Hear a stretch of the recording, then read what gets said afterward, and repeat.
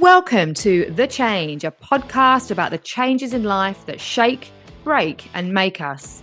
I'm Laura, a 45-year-old writer, podcaster, and mum who has until recently always loved change. And I'm Kathy, a 53-year-old writer, podcaster, and mum, and change is actually my kryptonite.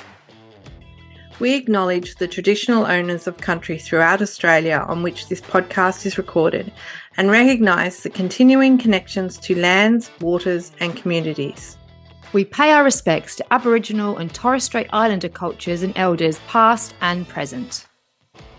Hey Laura, how are you going? Kathy, I'm good. I'm actually quite excited. I'm excited because today we've got a pretty special guest. Please now, tell me.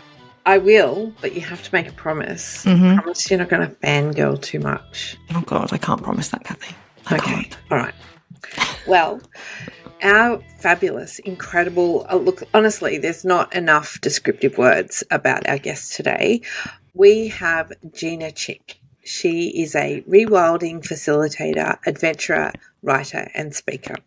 Gina was one of 10 participants on the first series of Alone Australia, made by ITV, screened on SBS in 2023. After 67 days in the wild, Gina was the last person standing and the second woman to win an Alone solo challenge. Her determination, passion and love of the natural world endeared her to more than 5.5 million Australians. Gina's articles have been published in The Guardian, News.com, Mamamia and SBS Online. And her book, We Are the Stars, is out now everywhere. And we hard recommend you go and get a copy. Gina, thank you so much for joining us on The Change today. It is honestly such an honour. Unlike Kathy, I loved Alone and watched it with my family, and my eldest son, who's now 14, is just a bit starstruck that I'm interviewing you today. So I just wanted to get that off the bat, get the kind of celebrity feeling. I feel a little bit nervous, but thank you. And yes, I just wanted to say how much also I enjoyed your book, We Are the Stars, and Kathy and I have been talking about it. My husband's currently reading it. There's so much in it. And actually, my husband said to me this morning, you're just such a unique person. I don't know anyone like you. And I guess reading your story is so inspiring, and I'm gushing and I'm sorry, but it was such a wonderful read. Your writing's beautiful. And as someone who is a writer, I was a bit astounded by it, actually. It's one of the best books I've read ever. I think just to add to that, before Laura gets into the actual question, I'm going to add to the gushing. Because I hadn't read, hadn't seen Alone, what I knew was what Laura had said. And even before we knew that you were writing a book, you were on our list. Like Laura has 100%. Been saying from the beginning, when we were starting our podcast, we need to talk to Gina Chick. And I'm like, okay, yeah, cool. Like I'm pretty sure local to me because I'm in the Illawarra. So I'm pretty sure Gina's kind of relatively local, sounds like a great idea. If you're on board, you love her. That's how we kind of come up with our guests. One of us sort of says, oh, I really love this person or whatever. And so I didn't know very much at all about you. When I got your book to read, I could not put it down. I was so immersed. I was annoyingly immersed to my family, and I was just, I could not stop reading. I don't think I stopped reading. I read it in one complete sitting. Oh, wow. In about 6 hours. I just could not stop. I was like, I need to stop. I need to go and do other things.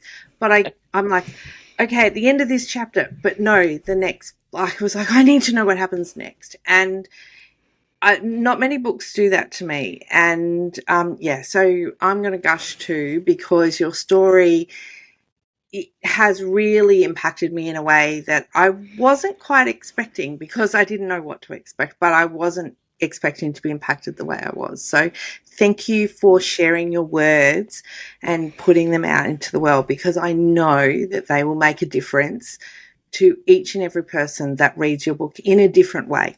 Wow. Well, thank you both. And I'm really touched. I think the thing for any writer, well, for me anyway, but most of the writers I know, is we want to know that our words touch. I mean, that's the purpose of art. There's something about the creative process which is for the artist in whatever way. But then there's the other part for those of us who want our art to be experienced by other people. And that's the dance of where what I've given out lands and then what happens in that other person. And that becomes a relationship. And I'm all about connection. So I never get sick of hearing about how little bits of my book have touched people, or, the parts that they've resonated with, or what's alive in them.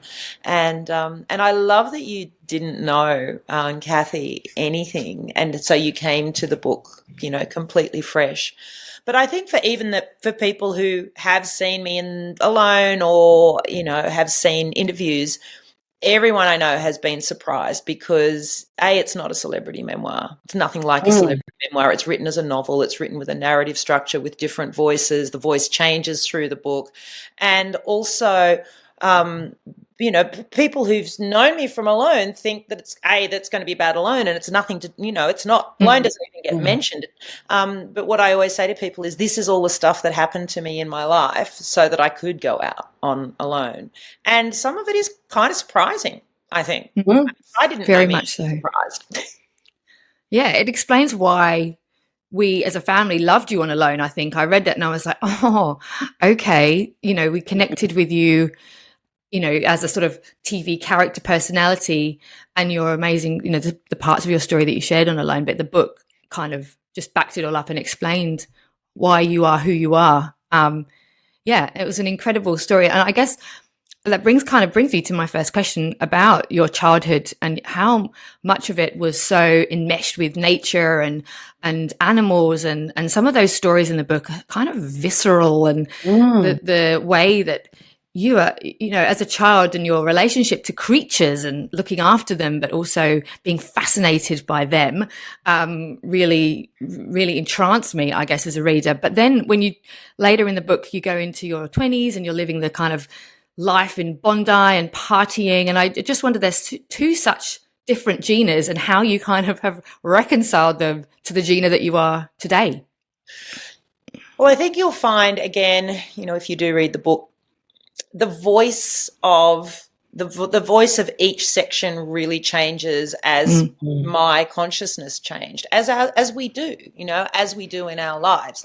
And if you look at kids, the wonder of a child's gaze when they don't know anything yet, when there is still mystery, where there is still wonder, where there is, there's infinite possibility. A stick isn't a stick. It's something that you throw. It's something that you catch. It's something that you build things from. It's something you throw in the river and play games where, another kid jumps in and puts it in their mouth and paddles like a dog. Whereas when we're adults, it's just like, oh, it's just a stick. It's kind of boring. It's lost its life force in a way. And when I've written this book, I've gone from the wonder of a child, which is what you see, and the child that I was incredibly, unutterably in wonder and in awe and in love.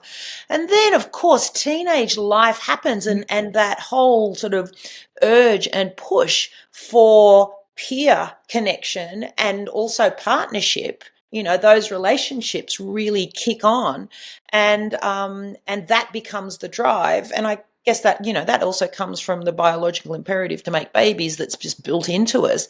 But I think that then we then start to make decisions that have consequences. And into our adulthood, and my decisions that made consequences took me into the gay and the queer scene in Sydney in the 90s, partying and dancing and finding a village that made sense to me and who accepted me for my size. But I also made a whole bunch of decisions that took me away from that wandering child, and the consequences of those decisions were brutal. And it's very hard to find wonder when your life is brutal. And so I think, though, that it was that Gina never left. She was always there. But the decisions that I made that took me to the dark night of the soul that we get to in the book, when I fall in love with a con man, those decisions, I think, are a necessary part for me of my life's journey where I ran into the unconscious parts of myself that I really needed to face, and can only do that through consequence, to then metabolize that learning and, in the breaking of my own innocence, find through that child consciousness the path through to my adult wisdom. And I really see in stories, in fairy stories, like, everything with Clarissa Pinkola Estes, the Women Who Run with the Wolves, plus all the fairy stories, there are so many archetypal tales of that process that is a natural part of the wisening heart. And I think that if we look at any life, we can probably say to either of you or anyone listening, the me that's a child, like, what did I love? What lit me up? Where was my creativity? What were the things that I just wanted to do all day? And then bloody adulting got in the way of all of that. But that child is still there. That love is still there. And if we can find a way to reach through the consequences of our life decisions to connect with that child voice, that wonder that we have in our hearts, then what we find is the path to being a whole human, getting our needs met in the world. And so for me, the reconciling, it's not a matter of reconciling. It's more tracking that process. Those wild days, those party days were a natural expression of parts of my personality and my essence. And the consequences of what felt like this wild flight were that I lost quite a few feathers and then became a much wiser human in connection with that child voice. But now that child voice isn't innocent. Now that child voice, with all of its wonder, has some wisdom. Layers. Yeah. Yeah. Oh gosh, there's so much in that. There is, and I think many in perimenopause and this period of life, midlife, and our podcast is called The Change because we're very focused on this part of a woman's life. A lot of women have that experience of coming back to themselves in their childhood loves and interests, and I know that that's something I'm hoping to get to at some point soon. Well, I think that one of the things that I've seen, I'm 55 now. I haven't bled for 5 years. I've been in in fact, I'm about to now. I can strip off because it's hot. It's the furnace. So I've been having that for probably 7 years. And the thing, like, no one ever told me it was going to be a decade of that. And not only with losing collagen, I'd lose my waist, and now I have F-cup boobs. Like, I don't even know what happened there. Like, all of that stuff. But I think that one of the things that I see is as sort of like ovary-bodied women who birth children or have families where there is a nurturing role, we are designed, again, biologically designed to take care, as mammals pretty much the world over are designed to take care of offspring. And, most mammals out there in the world, they're done in a year or two. Right? For us, biologically, we're done in 14, but culturally, we're done in 25 or 30 years now. And so there's that whole pre-menopausal period. We are actually socially designed to be looking after the child, the children, the family unit, making that security.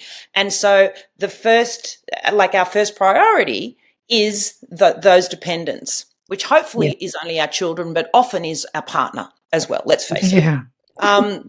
Emotionally and in many ways. And and I don't mean that actually in a judgy way. This is just what I see. Just what I see in a world where our tools and strategies of connection that have got us to where we are as hunter-gatherers and are like a part of our sort of like DNA wisdom, they've been bent and broken. So now we have these situations where the women are taking care of everyone. And so by the time we go through the hormonal change where like the kids are done, they've, flown in whatever way they have, it's like, all right, you can actually fend for yourselves now, off you go. We've got, am I allowed to swear? Yes. We've got no fucks left to give. We've given all our fucks. We've given them all away to everyone else. Yes, but I think that there is something that happens with that. Again, it's like that the rite of passage of that dark night of the soul and the losing of innocence into wisdom. The next part is when we say I need, I want. And not only that, we have been so forged by that whole process and refined, and we have been so much in service to a purpose greater than self. That's so hardwired into us. Now we actually have something to give to the world. And to do that, we need to stop having 1 or 2 children. And now it's, what are my gifts? How do I bring all this strength and wisdom and resilience into the world? And this is what I see is actually hardwired as a natural part of our growing, our psyche growing in the world. And we don't have those rituals and those rites of passage to support us. So we're all going, whoa, why does everything feel so weird? When one of the things that I see in perimenopausal, menopausal and postmenopausal women, but especially in the peri phase, women I speak to, they're like, what the fuck is this rage? And I see there's 3 kinds of rage. There's the red rage, which is just the passion rage.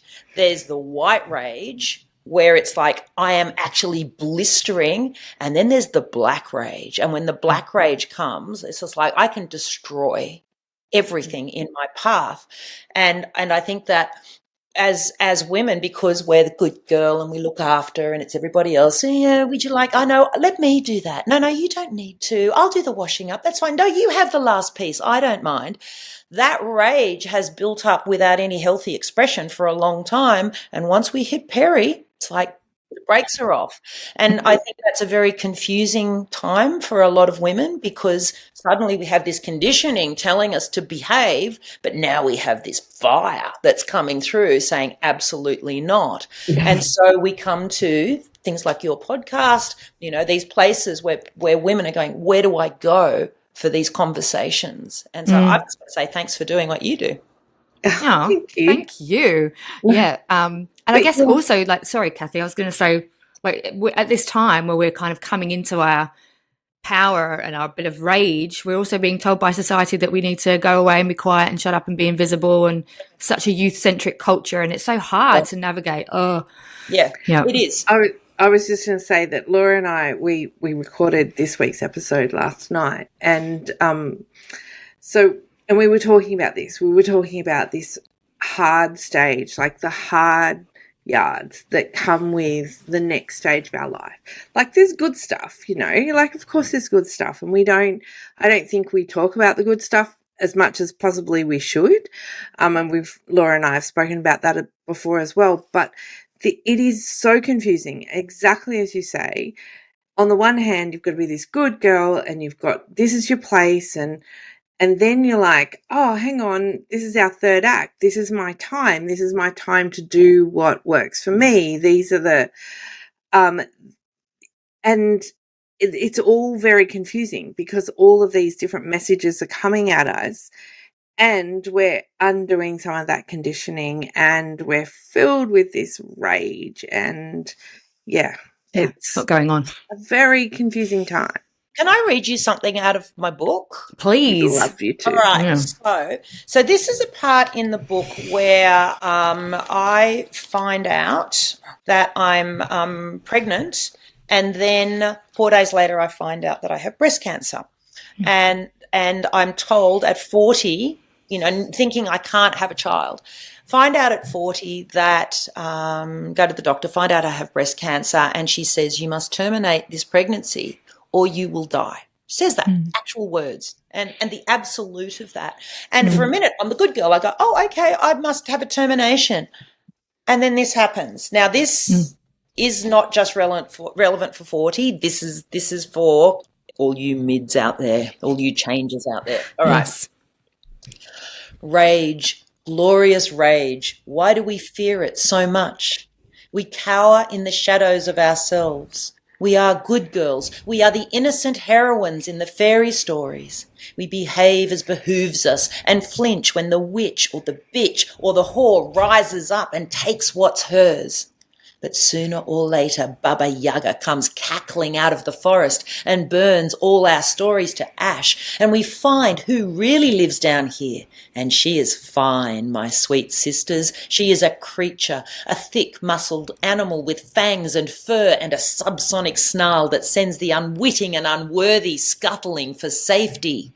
Fat chance. Every mama who ever lived uncoils from my DNA and unites with one pure wolf voice. And in the silence, I hear their chorus, clear as stars on a moonless night. No, no, no. Oh, Chills. yeah. That's who lives here. Mm. We don't have the stories that are given to us in our culture to support that, which is why the wolf in our belly or the dingo or the snake or the whatever it is we have, it comes out and it starts sniffing, and that's where the rage is, because a wild animal doesn't have, it has internal authority. It doesn't externalize its authority. It sleeps when it's tired, it eats when it's hungry, and it takes shelter when there's a storm. And we are creatures. We are in a physical body that is actually a creature.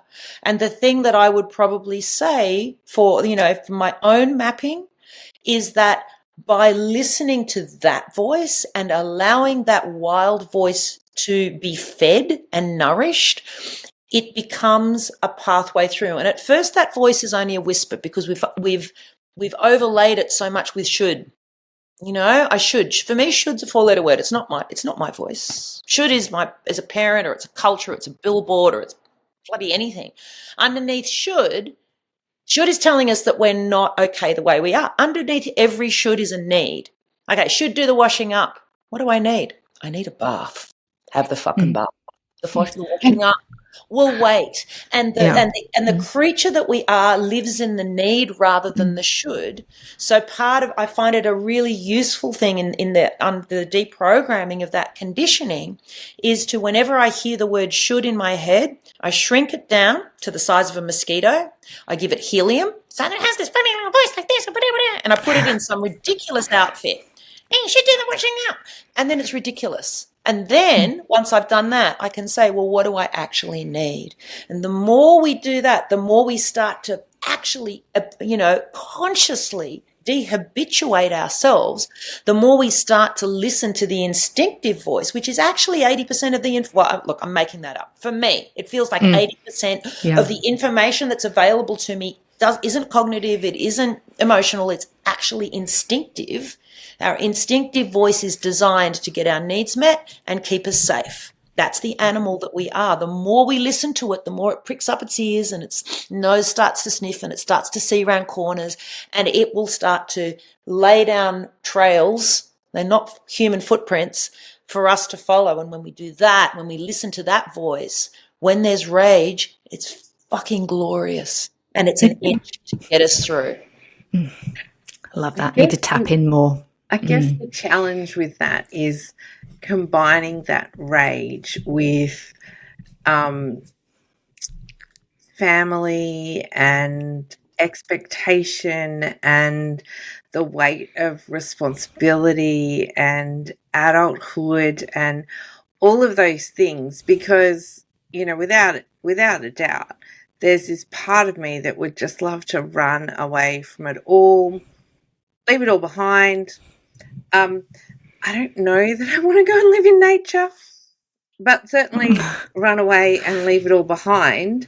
But there's this weight of society and the weight of responsibility and the weight of the choices that I've made.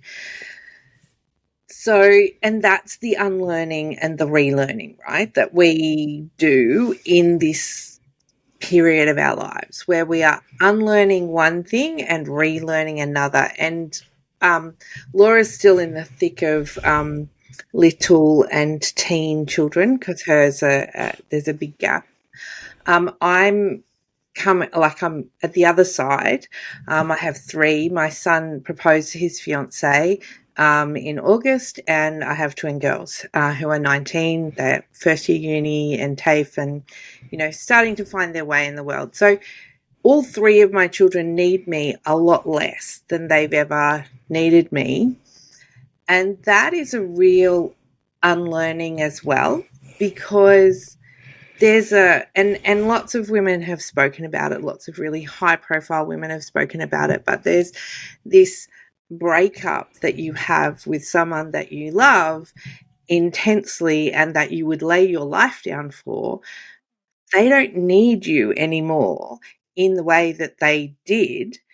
And so I need to unlearn who I am in that place of the world to be able to move into who I really am, into myself, into the next stage, which is what there's a lot of that you talk about there's a lot of themes that you talk about, how you sort of unlearn through experiences and then relearn to be you in this next stage of your life. And that's, I guess, what we're doing in perimenopause and menopause. And that's what you're saying, we're hardwired to nurture and birth and grow those children, but we're also hardwired to let them fly in their own way. And there's massive grief in that. When I lost my daughter, I saw this so clearly. I saw that as soon as we birth, we start that cycle of grief, because every step they take is away from us. They start off inside, and then they're outside, and then they're on the boob, and then they're off the boob, and then they're crawling, and then they're walking, and then they're going to preschool, and then school, and then they've got friends, they've got teachers, so we're not the only place that they hear something. And then they do a sleepover, they do the first sleepover, they're away from us there, and then there's high school, and then there's girlfriends and boyfriends and jobs and cars, and then they go, and every single one of those stages, our identity as the only place that can give to them, when we grew them from ourselves, every single one of those stages there's a grief, there's a let go, and it's very, very hard for us to do. And we very rarely do it cleanly, because we love them, because it's our job. And so part of the gift of the children, and is that they will ask us, they will beg us, and if that doesn't happen, they will break us, so that we can find the parts of us that are codependent in our need for them to need us, and our identity for them to need us. And part of the sacrifice of having kids, we think, oh yes, I've seen it all in magazines, motherhood, it's going to be great. No, it's kind of shit. I mean, it's amazing, but it's also kind of shit, because it is just like, oh, here, have my liver. Oh, no, here's my heart. Oh, we want my last drop of blood here. And there's not going to be a thank you until they're in their 30s and they have their own kids and come back and go, oh, my fucking God, Mum, I am so sorry. And you're like, yeah, right. Now I'm a grandma, give me that thing. It's like, it's so much. It is like the biggest workshop that you never really knew you were signing up for. And what I saw when I lost my daughter was I did in 3 years what normally takes 20. But it's still the same. So the size of my grief that would normally be in all of those little increments over 20 years or something, I did in 3. Like, I had to do that all at once. But actually, the size of that grief is pretty much, but the difference is that mine went away and I can never see her again. But the process of the letting go, if I stretch that out over 20 years, all of those little griefs are actually the thing that forges us. And so what you're talking about, I think, in that, the confusion of like, wow, I'm actually letting go and they need me less. I have to face this change in my own identity. And really, some of that's really icky and uncomfortable. It's like, wow, I kind of don't want them to leave, and I'm a bit pissed that they are going. And who the fuck even am I? And how do I even have any confidence in the world? Because now I'm learning a new identity. I'm not 15 or 20 anymore, and I'm resilient and bouncy. Like, I'm kind of crusted on here. And now I've got to go out and be new with no carapace, with no shell. Like, whoa, how do I do this? But this is where I keep coming back to stories. Like, stories are the stories are our map and our container. And so going back to, what are my stories about myself? What are my stories about the world? And what stories are going to nourish me in this period? And to know that it's not something, well, I had to do it all at once because I lost my child, because my daughter died. But the natural intelligence of our amazing, amazing nervous systems, and the intelligence of Big Mama Nature giving us children that come and go and yes and no, like, it gives us that opening and closing movement that exists everywhere in nature. It's day, it's night. Flowers open up their petals to the sun and then close them at night. Hearts open up to experience, and now it's overwhelming, so we digest and we integrate. And to follow that rhythm that is the natural rhythm, so that it's like, okay, I'm going to try something new. I'll give it a little go. And then come back and go, well, that was weird. That was strange. What do I do? Oh, I feel kind of insane. Oh, my God. Go home, get pissed, watch Netflix, make it all go away. Ooh, okay, I can have another go now. And then just to do, it's like, to be, for me, it is about being really, really forgiving with our capacity as we start to take our steps, and to take in our discomfort one step over the edge of our discomfort, not 10. One step over the edge.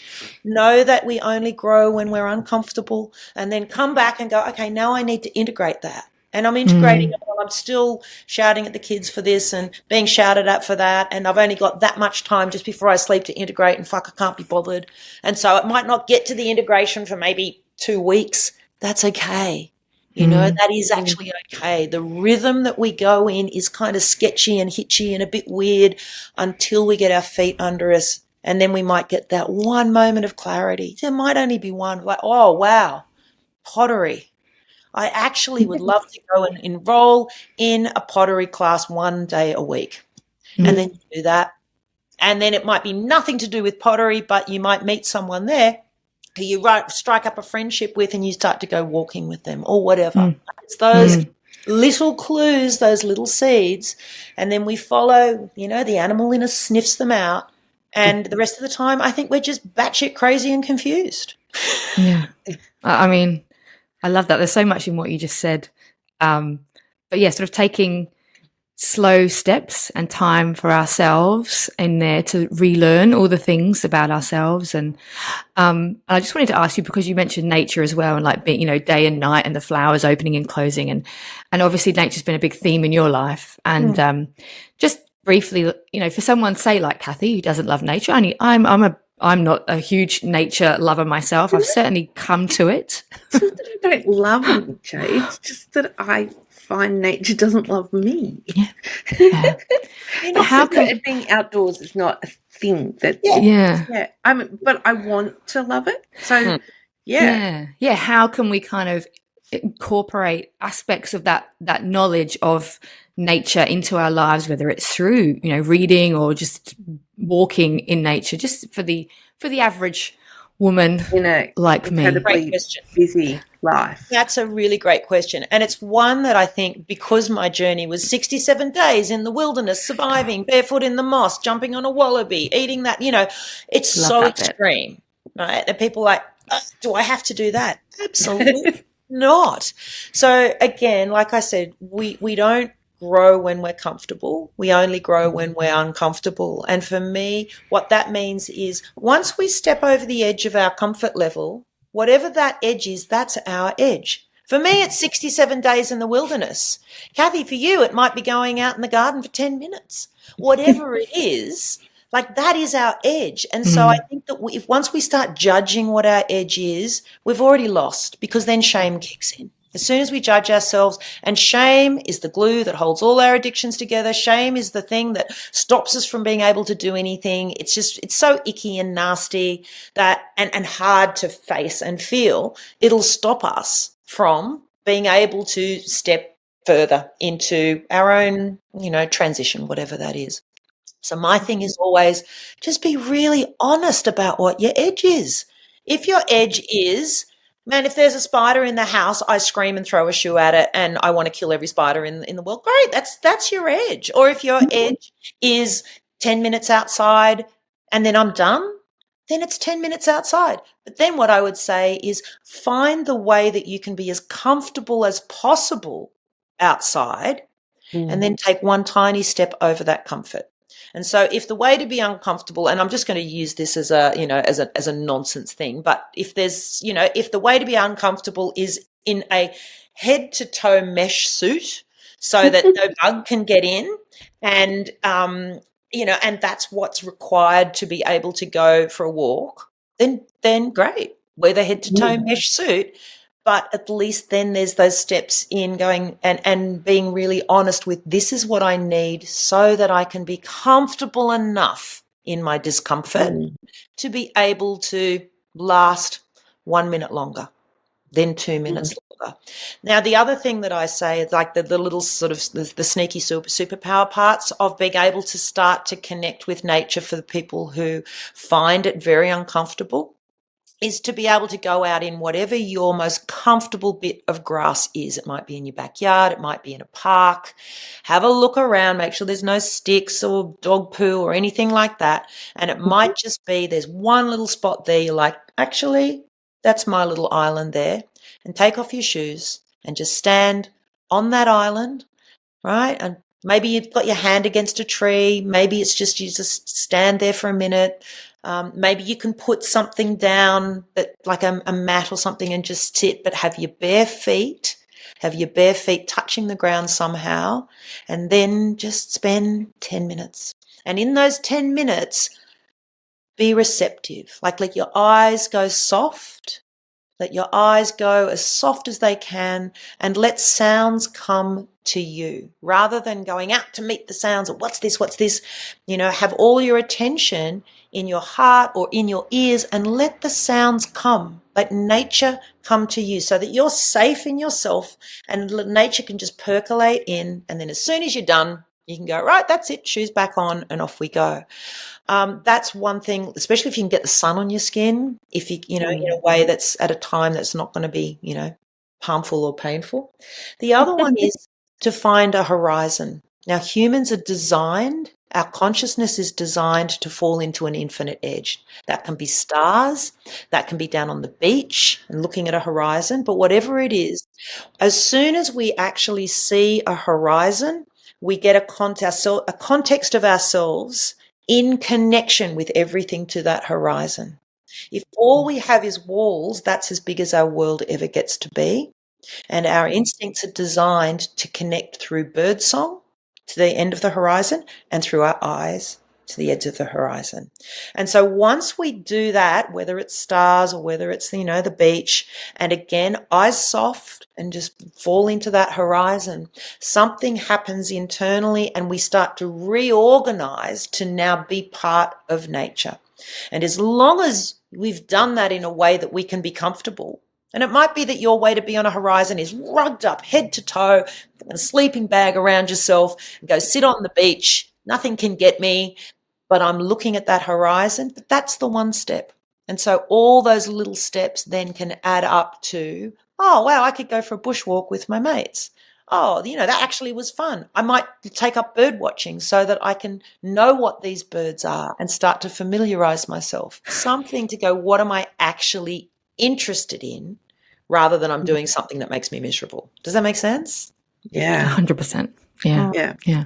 And I think you touched on something, and you've said it many times, and my psychologist says it to me almost every time she sees me, that it's essential to be comfortable in the uncomfortable, because we want to be comfortable. Like that's just, we're hardwired for, we don't want difficult, we don't want hard, we don't want, some people do, some people seek that, they crave that. But predominantly most people want smooth, they want easy, they want no difficult decisions, because that's hard. We have to, because that's a hard place to live. Some of us face hard places in different ways at different times, and like you've lost a child, so you faced that discomfort and that hard, and you had a cancer journey, so that those are things that you had no choice in.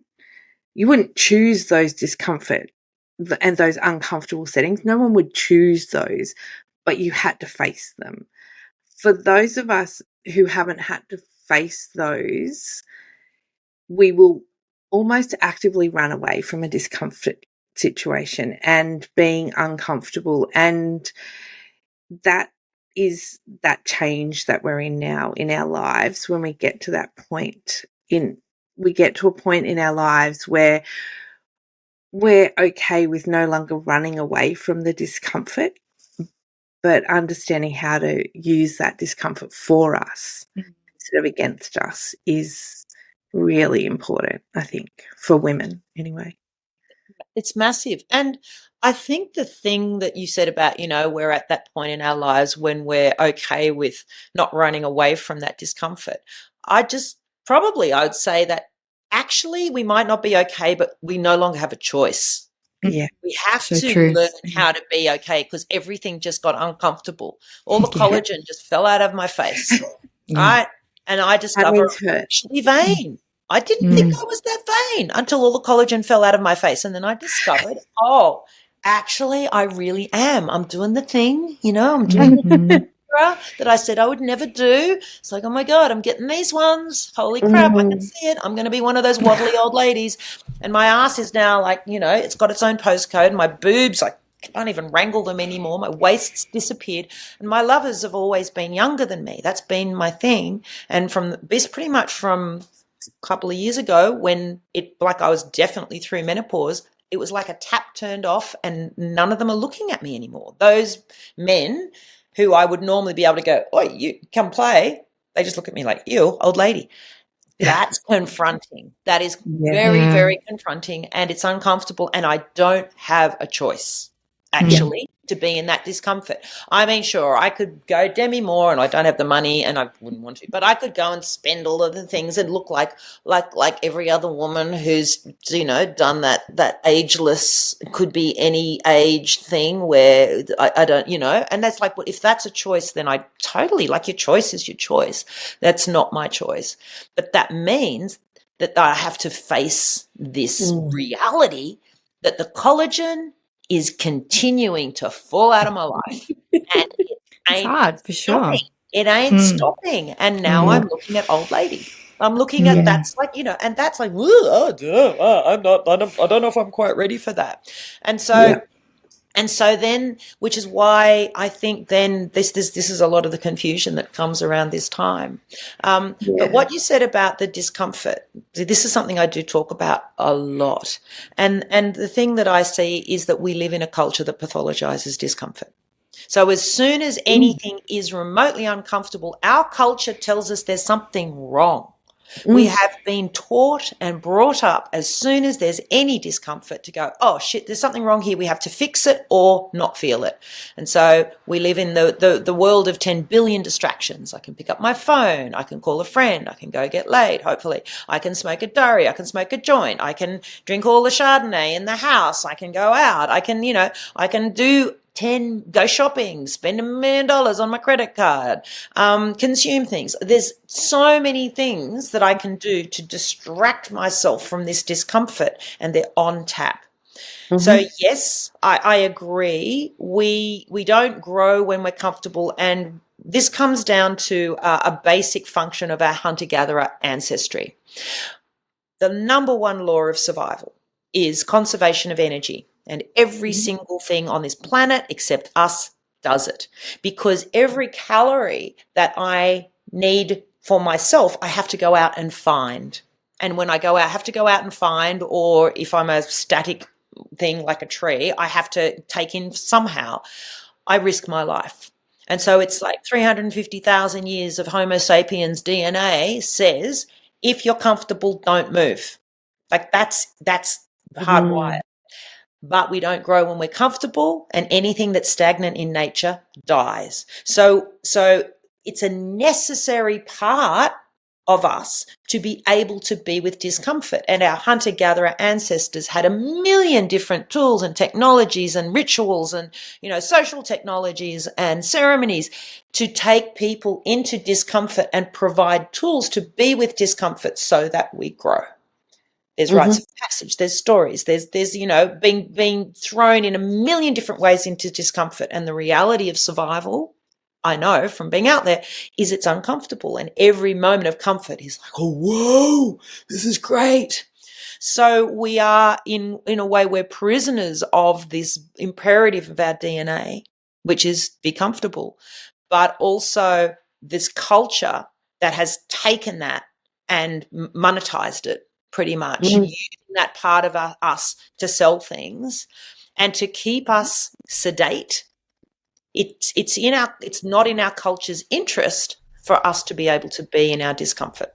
It's actually in our culture's interest for it to sustain itself, for us to not want discomfort. And so it takes effort. It takes effort and it takes consciousness to say, well, the more comfortable I am, the more I will sit in the center of my comfort and my world will constrict and constrict. 100%. And constrict. When we're comfortable, our world gets smaller and smaller and smaller. And so to be able to go out to the edge of ourselves and take that one step and that next step, now our world gets bigger and our understanding of our resilience gets better. The thing that I see with discomfort is, it's uncomfortable. But once I ask myself this question, is it going to kill me? It's a very good question.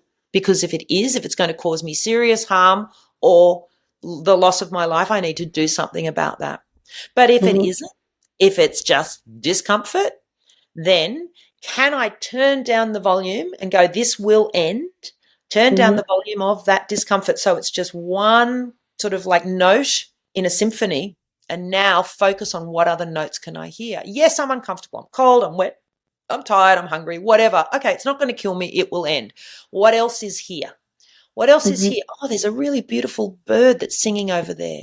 Or my kids are just laughing with each other for the first time in ages. Oh my God, that's fabulous.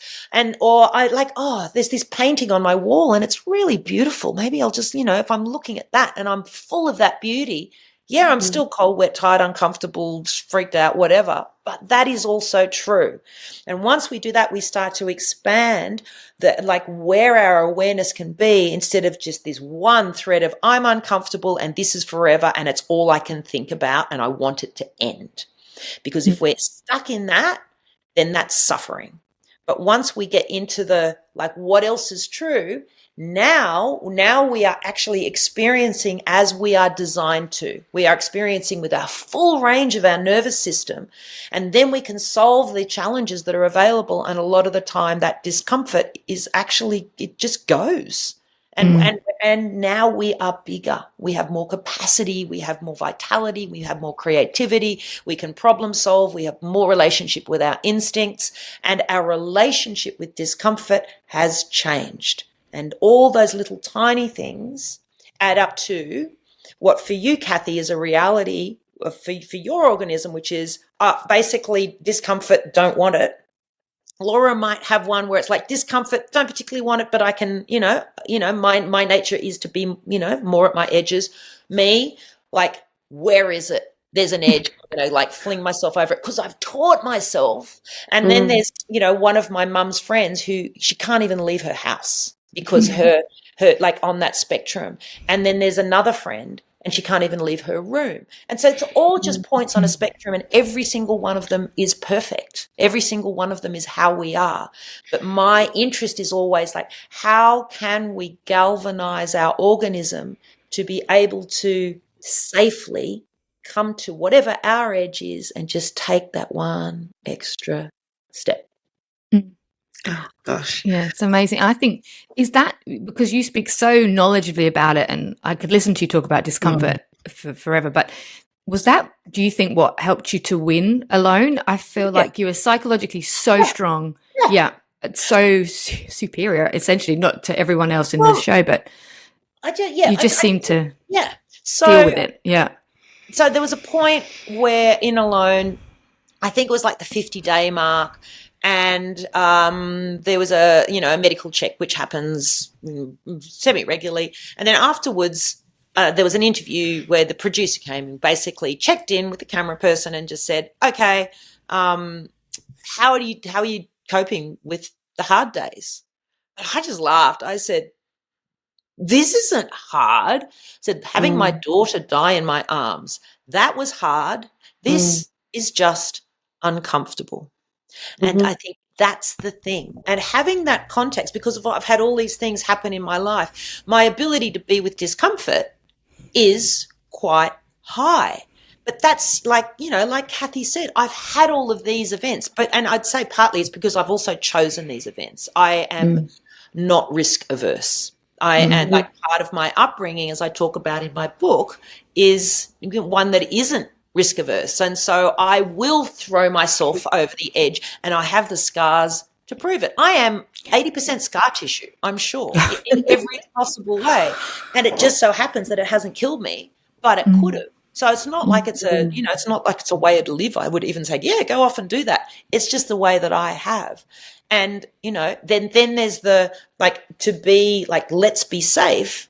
And that is sensible in so many ways as well. Like, that's how I, to keep my family safe, to keep my life safe, to keep that, and to have that sort of like, that container of safety to be so solid. That's also, there's a wisdom in that. And it just so happens that I can speak about the wisdom of discomfort. I suspect, Kathy, you can probably really beautifully speak about the wisdom of safety, that there's choices that you've made. Well, that's my feeling. And, if I'm wrong, then, I don't want to. No, probably very much so. Yeah. I mean, I did do risky things when I was younger, but then I think things just got so risky, I got safe. Yeah. And there's a wisdom in that. Like, that's why these conversations are great, because every voice is necessary. Like, I get to talk about all the discomfort stuff. It can be really easy to project and go, oh, that's the right way. I don't think so. I think that every voice and every experience, this is part of the change, is we need to hear from the safe. We need to hear from the uncomfortable. We need to hear from the transition. Like, that's all part of how we then go, right, I'm going to cherry pick. There's things that Gina says that I'm like, wow, that's going to, like, that's something that I can do. And there's things that Gina says, like, I just couldn't do that. And there's things that, Kathy, you'll be like, here's the, like, there's something that's so profound and important about, for us to be able to have containment and a nest. And for the child that we are inside us to feel safe enough to be able to get into more discomfort, there has to be a level of safety inside. And I suspect, Kathy, you would probably be able to, to share things about your life that have helped to promote and create that for you and your family. And we need all of it. Yeah. I think it is, it's tricky, isn't it? And I don't think we value storytelling as much as we should. When I say we, I think, European society, we have lost that connection to storytelling. I think other societies really value that connection to storytelling, and storytelling is so essential for us to share wisdom and knowledge through generations, and it keeps us connected to each other, and it helps us through good times and bad times, and it passes that wisdom through generations. So, yeah, and I think, and that's, I mean, I've always been passionate about storytelling for connection and storytelling for healing and storytelling for meaning. And I think that that's what women do well, but our voices have been quiet for some time. And I think there's a real resurgence in women's voices, and that's where we're kind of coming to. But I know Laura has a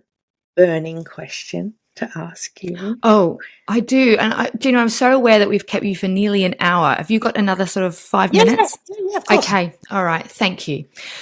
Yeah, I mean, one of the parts of your book, and I think of watching you on Alone, was obviously how you dealt with grief and talking about the death of your daughter Blaze. And that's just, it was just heart-wrenching, devastating, but also the way you spoke and dealt with that huge grief was inspiring, I think, for many people that have lost someone close to them. And I just wondered, how does that grief now sit with you so many years on? And what would you sort of say to someone that has just lost someone dear to them, and how they can use your wisdom to move through that grief? Great question. Thank you. So if you didn't watch Alone, there's a point 3 days, on the third day that I was out there completely on my own in the wilderness, surviving, no camera crews, no producers, nobody, just me. And on the third day, it was the anniversary it was my daughter's birthday. That's right. And I think she would have been 11, maybe 12. She was 12. And I left the cameras rolling and I showed my grief. And the beautiful thing is that SBS and ITV allowed not just the depths of me grieving and keening, but also on the other side, the next morning when I'm sitting out and I just feel peace and gratitude. And the beautiful thing about that is they showed the whole grief storm.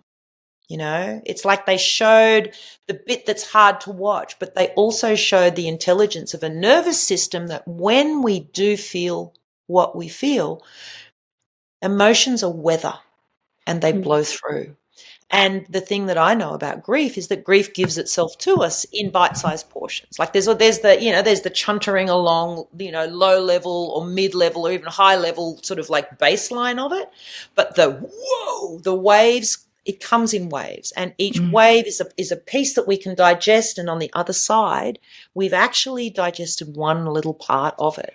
And because I've said yes to the grief ever since losing my daughter, as you'll read in this book, and I'm not going to give that bit away, but it's pretty bloody beautiful. It's meant that I have allowed that weather to roll through over and over, and in the process, I've taught myself that there's always the other side. And by going all the way in and allowing the grief to have its way and asking, what is grief asking of me in any moment? Sometimes it's to be in the car screaming with trying to pull the steering wheel off and looking over, and there's some guy in the car next to me going, whoa, this woman's got some stuff going on.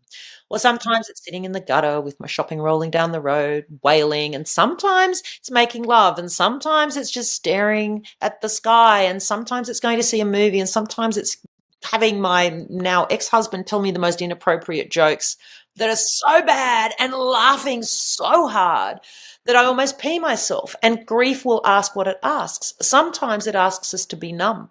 Sometimes it asks us to be angry. And whatever it is right. I think the thing that happens when we have a big loss is that we can judge our own grief compared with how it should be. Oh, which of the 5 stages of grief am I in? Oh, well, I should be through it by now. Where it's not like that. Whatever the stage is that we're in is the stage that we're in. And it will last as long as it lasts. And it can't be fixed and it can't be figured out. It's just that's what grief is doing in our bodies. It can be easy when we have a loss to judge other people's griefs because it doesn't look like how we want it to look or ours look. I find that grief is incredibly narcissistic. Our grief is the only grief, and anyone else's that isn't the way ours is almost suspect. So I see family members getting into huge fights because someone is just carrying on like nothing's happened, and someone else is numb, and someone else is just going out partying, and then someone else is in bits looking after all of the things. But it will do what it does to the cracks and the fault lines that we all have in ourselves, and in the process, it dissolves that which no longer serves. That's what it does. It is a transformational force. And here's the thing that I would say to anyone and everyone, because grief is going to affect all of us. Mm-hmm. Our size of the size of our grief is the size of our love for that which we've lost. That's how big our heart is. That's how big the pain is. And we all love and lose. It might be a pet. It might be a house that we loved or we grew up in. It might be a bit of bush that bulldozers came to. It might be just watching a flower die in a vase. It might be collagen or a waste. It might be a life cycle. But whatever it is, we care about things and then they change, because that's what life does. That's what your podcast's called, The Change. Well, guess what? The change isn't just when our hormones, a change is every single moment of every single day. And if we can say yes to the discomfort of that, oh, darling, if we can say yes to the discomfort of that and constantly say, this is the size of my love. This is the size of my heart. My heart is so big, now it hurts this much. What is grief asking of me? It's asking of me to go and dance, or it's asking me to go and read, or it's asking me to bloody go shout at a tree. But whatever that is, when we allow grief to have its way with us and we say yes to that, now we're bigger than the grief. And tears may come, the rain may come, that's the weather. The rage may come, that's the weather. But if we allow it and go, yeah, I am designed to feel this, every single time we do, we get bigger and bigger and bigger. And our ability to dance with grief gets stronger and stronger. And that capacity to be with that discomfort creates the human and the wisdom that we see to be able to be with every single possible element of life. And so it's messy as fuck. It's uncomfortable as fuck, but it's also part of our DNA and our nervous system. Our bodies know what to do. Yeah. Thank you. Kathy and I are both in tears. Thank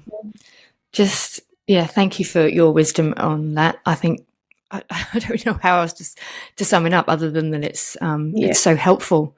And so wise. Mine's not even recent grief. I guess it's the grief of growing children, right? And it's exciting that they move into the next steps, and you want to celebrate that. But like we said before, it's a sadness for me, and I don't think we accept that.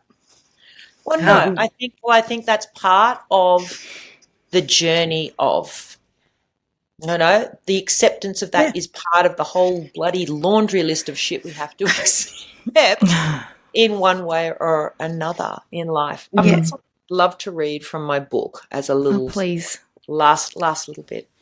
Yeah. What if love is when we say, I will let you shape my life and I will shape yours?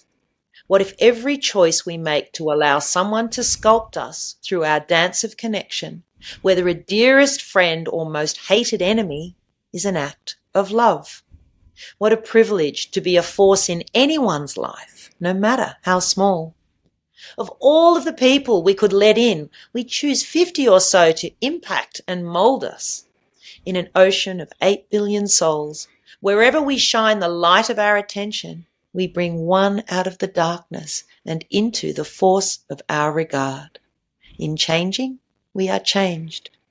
Every person in our lives has their bloody fist buried to the hilt in our heart and ours in theirs. Monkey grip. Oh, Gina, thank you so much for talking to us. I think we should probably to leave it there on those beautiful words. Thank you. Thank you.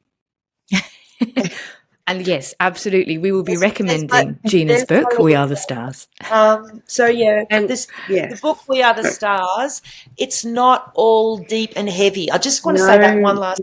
Fabulous. So incredible. That thing about grief giving itself to us in little chunks, I realized that after I lost Blaze. And what I wanted to do was to write a book where I could talk about these things, but also in a way that honors the natural rhythm of our nervous systems. So we go through, it's like the funny parts. The funny parts are funny. The stories are everything. There's this there's this whole roller coaster. So by the time we get to the big stuff, the tools are there to be able to be with them. So if I've done my job right, and I think I have, by the end of the book, you too will believe and know and remember that we are all made of stars. Yeah. Oh gosh, we loved it. Love it. We love you. Thank you, Gina. Thank you. Well, Laura. It's not often our guests reduce us to tears, Kathy. We were both a bit of a dribbling mess there. I think the power of her words and the way she speaks is just, it's really cuts to the core, doesn't it? It sure does. I know that we have had guests on in the past who've prescribed nature, and we talk often about sitting in uncomfortable situations, but there was just something about Gina and her words, and I really am speechless. Yeah. I don't think there's a lot. No, she's so eloquent and passionate. I think that really comes across. And when you read her book, and which you will, you have to get her book. It's there's so much detail, and her life is so extraordinary.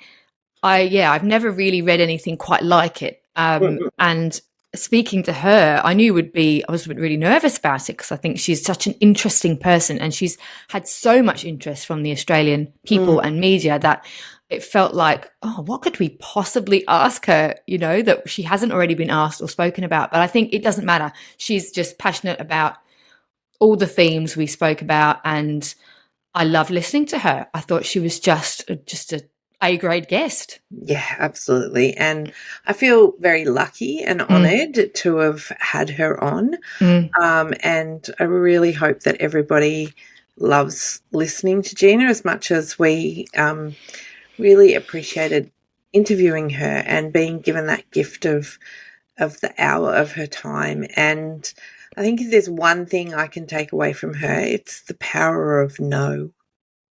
Oh, that was, absolutely. That doesn't serve me. So no, it's and no is, and I will often a say full that sentence. Yeah, I will say that to many, many people. No is a complete sentence.